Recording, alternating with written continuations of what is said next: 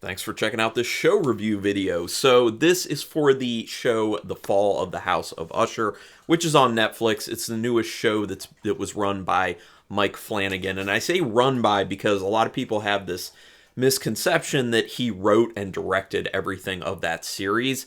With his series, he usually does direct some of the episodes.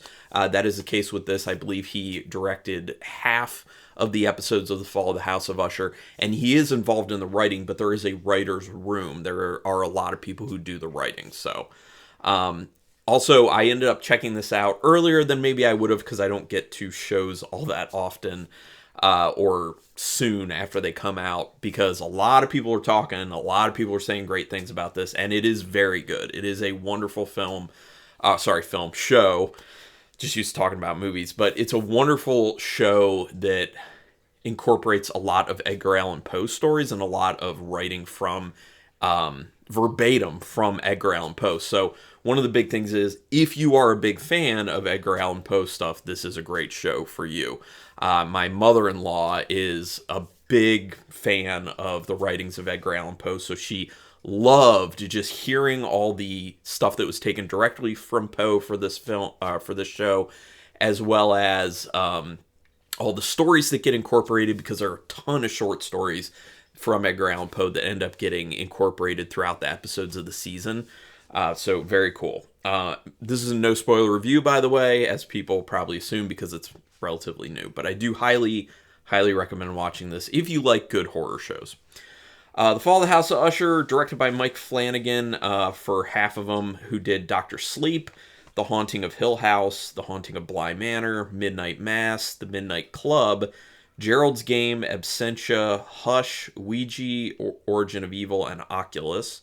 And the other directing for this was done by Michael Fimognari, who did The Midnight Club, To All the Boys, P.S. I Still Love You, To All the Boys, Always and Forever. So those are all the things that individual's done. Obviously based off the works of Edgar Allan Poe. Synopsis. It's basically about a very rich family, the Usher family, who is toppling down at this point. That's where you pick it up, is things are all falling apart, and it's about getting the backstory on how things fell apart and how all of that came to be many years prior. It focuses mainly on the patriarch of the family, Roderick Usher, played by Bruce Greenwood, who does an unbelievable job. When you talk about, like, I guess in this instance it'd be an Emmy, like Emmy performances, Bruce Greenwood, if he does not at least get nominated, I will be shocked, because his performance is unbelievable. The other amazing performance in this, I don't want to give too much away about the character, but Carla Gugino, phenomenal job. Now, Bruce Greenwood and Carla Gugino have both worked with Michael Flanagan before. I know Greenwood worked with him for Gerald's Game, and Carla Gugino worked with him for Gerald's Game, as well as at least The Haunting of Hill House. I haven't seen all of the Flanagan shows on Netflix, so there might be other ones. I just haven't gotten there yet. I will at some point. But yeah, synopsis. It's just basically finding out about this very rich family and the downfall of this family and what happened. And it's horror, and it's Edgar Allan Poe, and it's very enjoyable. So let's talk a little bit more about it. It is shot very well, and it has a very dark, brooding look. Ambiance, atmosphere, it is here to the nines. It is wonderful. It looks so dark. It looks so messed up. That's why it was perfect that they ended up putting this out in October, so people could really get the spooky vibes of the season. Yeah, it's very darkly shot, but everything is lit well enough. One of my biggest problems is when you have dark scenes, but the lighting isn't enough that you can see what you need to see. They do a great job of making sure, even though it's dark, you can see everything you need to see. And the overwhelming majority of this film is done in the dark, because of very dark material. It helps with the atmosphere, but yeah. And it's shot extremely well. Great cinematography. There are portions of dialogue that do sound very Poe-like, and one of the reasons for that being either A, it's just modeled after Poe, the way Poe wrote, or B, because it is lifted directly from Poe writings. So people who are familiar with Poe's works will many times be like, oh, this sounds very Poe-like, or I recognize that exactly as being from Poe writing. So it uses more current events to apply Poe's old works to present day, and it really does work. This doesn't spoil anything about the movie, but the Usher family was involved in opioids. They were a big problem for the opioid pandemic. Or epidemic, I should say. It's not pandemic, it's epidemic.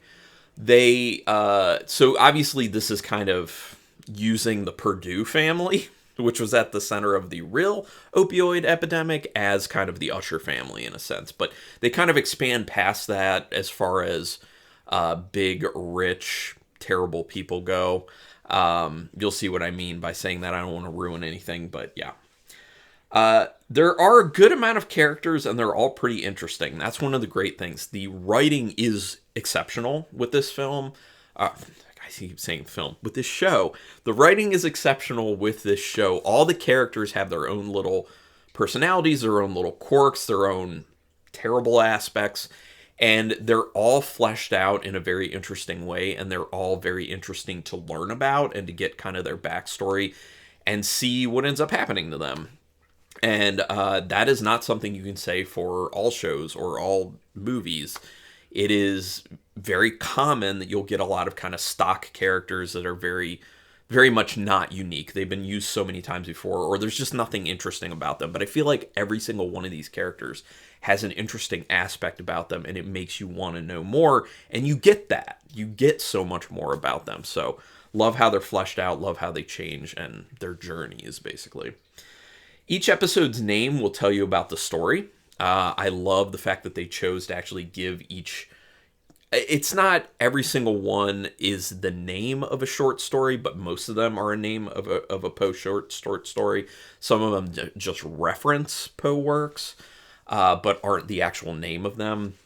And then there's one in particular that I knew was coming that isn't a name of one of the episodes, but I was like, they have to have this one particular story, which I think is my favorite Poe story. And I'm not going to say what it is because it would actually give some stuff away about the show, but just check it out. It has some good gruesome stuff.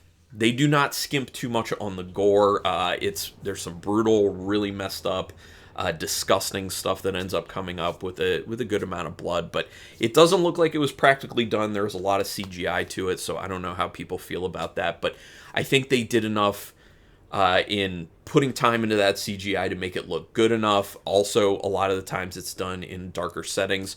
That really does help kind of smooth out the edges of CGI a lot of the times. If you do CGI like broad daylight scenes, it's a lot harder to make it look real within that context. So doing darker is better, and they do a lot of that here. The story is definitely compelling and feels like it can almost overwhelm you with information at times. It really does feel like they throw a lot at you, so you really do need to be paying attention. I don't think this is the type of show that you should be watching while you're on your phone. That's not really a way to watch. Yes, I've done that before, but it's typically... I've gotten really good about not doing that for shows and movies that actually I care about. Doing like reality shows and stuff where it's mainly just people talking, that's when I'll do that type of stuff. But shows where you really want to pay attention to the story, you should, and that's one of these. You really pay attention because the stuff can get kind of dense. They throw a lot of names at you, they throw a lot of events at you, and it is kind of an intricate story, especially because there are so many characters involved with it. So really pay attention. The dialogue is very well written and incorporates some verbatim Poe lines at times. I already talked about that aspect of it. But again, going back to how wonderful the writing is for this, the dialogue is excellent. You believe the relationships of these characters. You believe the way they interact with each other actually makes sense for who they are, and it seems realistic for who they've been created as characters. So that's really good. They really stick the landing on this show. The final episode is the best episode. Now, so many times that is not the case for shows where, you know, you'll have earlier episodes that are a lot better and it seems like it really peters out at the end and they just kind of have this whimpering finish to it. But in this instance, they killed it with the landing. The final episode is phenomenal. It is the best episode of the show, and that is the way it should be. You want to hit that climax and hit it hard, and they really nailed it. They really did an exceptional job with that. This film actually does make a point of the disgusting nature of rich people in the world, which I firmly believe. A lot of terrible disgustingness from the rich, especially people like the Usher family, who are compared, who I believe in real life are modeled after the Purdue family, where it's all about profits and they don't care if they destroy people's lives. So a show like this about those people and what happens can feel good to people, but it does do a very good job of making that kind of point of, hey, rich people do a lot of messed up stuff, and they're not here for you. They're not here for us, the kind of normal people. They are here for themselves, and they don't care who gets hurt on their way to power and glory and money. So anyway, I really do enjoy this show. I really highly recommend it. Out of 5 stars, half stars in play, 4.5 stars on this show. I don't give that out lightly. I barely give out 4.5s, even more rarely give out 5 stars, but 4.5 stars on this. Excellent. Cannot wait to see where Mike Flanagan goes next, because he's done with Netflix right now. His obligation to Netflix is over after dropping The Fall of the House of Usher. So it'll be interesting to see if he wants to go back to making movies, because all he's been doing is doing these series, which I don't think are a bad thing. I mean, they're good, but yeah, it'll be interesting to see what he does. Anyway, thank you very much for checking this out. Do me a favor and hit subscribe to this channel if you haven't already. Hit the thumbs up for this video if you like it at all. Hit the notification bell button if you want to know how many videos I'm putting up each week. And please, please, please go ahead and comment if you have opinions on The Fall of the House of Usher. And they don't have to be opinions that match mine. Always looking for differing opinions on things. But regardless, thanks for checking this out. And until next time, keep it brutal.